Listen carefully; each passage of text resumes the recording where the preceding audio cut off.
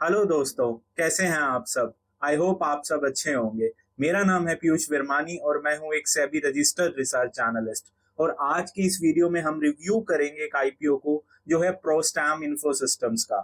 ये IPO already open हो चुका है सब्सक्रिप्शन के लिए from 27th of May and will be getting closed on 29th of May.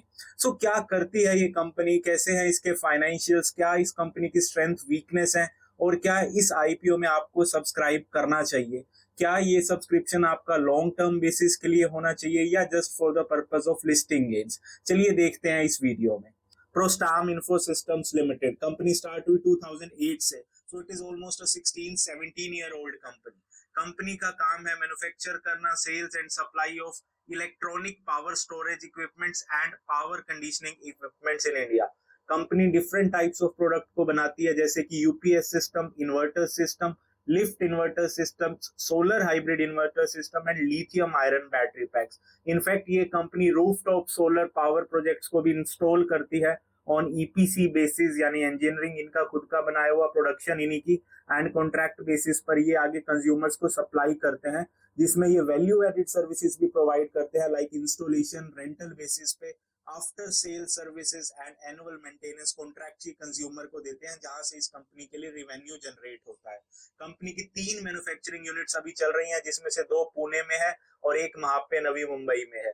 सो एक union territory plus 18 different states को मिलाकर कंपनी के अराउंड 21 नेटवर्क ऑफिस अभी फंक्शनल है एंड फर्दर 2 स्टोरेज फैसिलिटीज अभी तक इस कंपनी की फंक्शनल है, जहां से वो ये सारी सर्विसेज प्रोवाइड करते हैं। एंड मोर ओवर ये अभी भी एक्सपेंड कर रहे हैं, कंपनी के पास ऑर्डर बुक अच्छी है, so they are in the process of expanding their reach. So इस आईपीओ की बात करें, इस आईपीओ में जो प्राइस बैंड रखा गया है वो है 95 टू 101 रुपीज पर शेयर का। एक लोट में होंगे अराउंड 142 शेयर, जिसके लिए पे करने होंगे 14,910 रुपीज। सारा का सारा कंप्लीट फ्रेश इश्यू है। आईपीओ का जो टोटल अमाउंट है वो है 168 करोड़। कंपनी का कहना है वो जो आईपीओ से किया हुआ ये फंड रेज है वो यूटिलाइज करेंगे अपनी वर्किंग कैपिटल रिक्वायरमेंट को पूरा करने के लिए, जो भी उनको डे टू डे बेसिस के ऑपरेशन में चाहिए होती है। सेकेंडरी कंपनी का जो एग्जिस्टिंग डेट है कंपनी उसको कम करना चाहती है, अपनी कुछ बोरोइंग्स को पे करना चाहते हैं, उसके लिए वो ये आईपीओ रेज कर रहे हैं। सो कंपनी के फाइनेंशियल्स की बात करें, कंपनी के assets year two year basis पर ग्रो कर रहे हैं, कंपनी का रिवेन्यू भी ईयर टू ईयर बेसिस पर ग्रो कर रहा है। प्रॉफिट आफ्टर टैक्स की बात करें, सो 22 एंड में अराउंड 11 सीआर का कंपनी का प्रॉफिट था, जो इस फाइनेंशियल ईयर एंड तक अराउंड 24 करोड़ हो जाएगा। नेटवर्थ कंपनी की ईयर टू ईयर बेसिस पर इंक्रीज हो रही है, reserves and surplus are also growing. Total borrowings company की थोड़ी कंसर्निंग है। 22 में कंपनी की बोरोइंग थी 3 सीआर, अब हो चुकी है अराउंड 60 सीआर, तो 20 टाइम्स का राइज है बोरोइंग में। बट स्टिल कंपनी के पास रिवेन्यू अच्छा है, प्रॉफिट अच्छा है, सो it is not much considerable. अभी हम इसको थोड़े टाइम के लिए इग्नोर कर सकते हैं, बिकॉज कंपनी जो आईपीओ रेस कर रही है उसमें से भी कुछ फंड्स का यूटिलाइज होना है इसी बोरोइंग को कम करने में। सो जैसे ही ये बोरोइंग्स कम होगी, इस पे इंटरेस्ट जो पे हो रहा है वो भी कम होगा और कंपनी का जो प्रॉफिट मार्जिन है वो भी अच्छे से इंप्रूव करेगा। अब इस कंपनी के की परफॉर्मेंस इंडिकेटर्स की बात करें, सो कंपनी ने जो अभी तक अपनी इक्विटी पे रिटर्न जनरेट करके दिया है that is around 31.4%, which is good no doubt.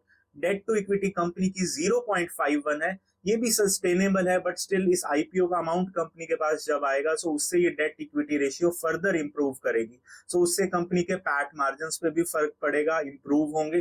Company की अभी तक जो प्रमोटर्स के पास शेयर होल्डिंग है वो है अराउंड 100%। अभी तक इस कंपनी के प्रमोटर्स ने कुछ भी अपना जो स्टेक है वो डाइल्यूट नहीं किया है। This is the first time they are going to dilute their share, और जो इस आईपीओ के बाद रह जाएगा अराउंड 72% का, विच इज स्टिल ओके, कोई ऐसा कंसर्निंग फैक्टर इसमें नहीं है।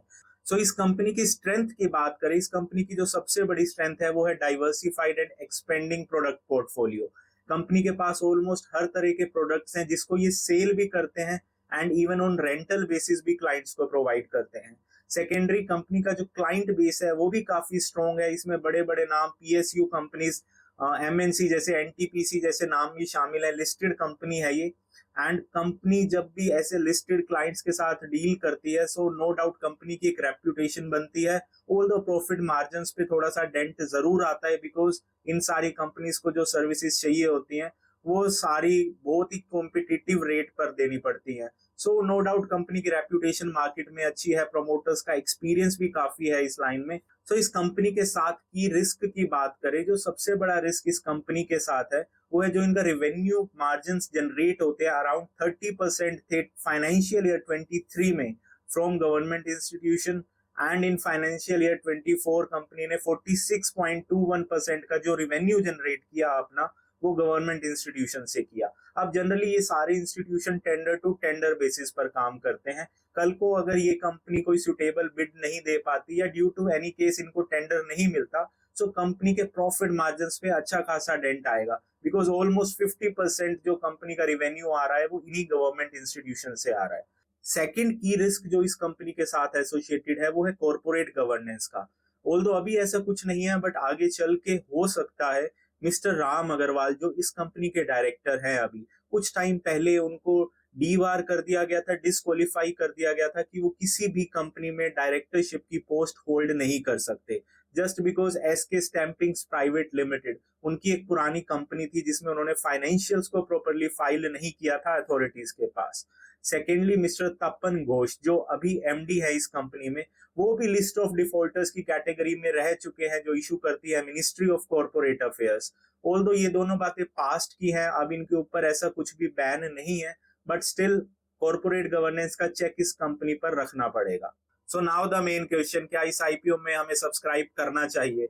अगर आप इस कंपनी के स्टॉक्स को लॉन्ग टर्म के लिए अराउंड 2 से 3 साल के लिए होल्ड कर सकते हैं, सो आप नो डाउट इस कंपनी के आईपीओ को सब्सक्राइब कर सकते हैं। इनफैक्ट लिस्टिंग के बाद भी इन शेयर्स को परचेज कर सकते हैं, बिकॉज कंपनी जिस सेक्टर से बिलोंग करती है, जो इंडस्ट्री है, ये ऑलमोस्ट एवरग्रीन सेक्टर है।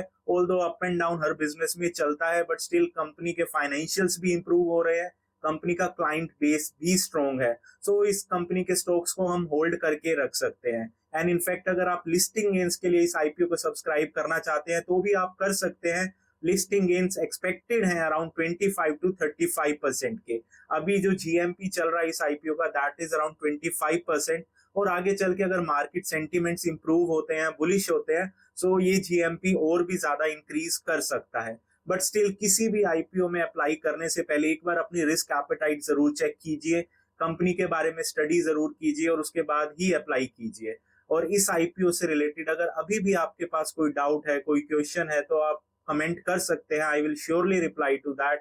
आई होप ये वीडियो आपके लिए हेल्पफुल रहेगा। Thank you and do subscribe me for such meaningful content.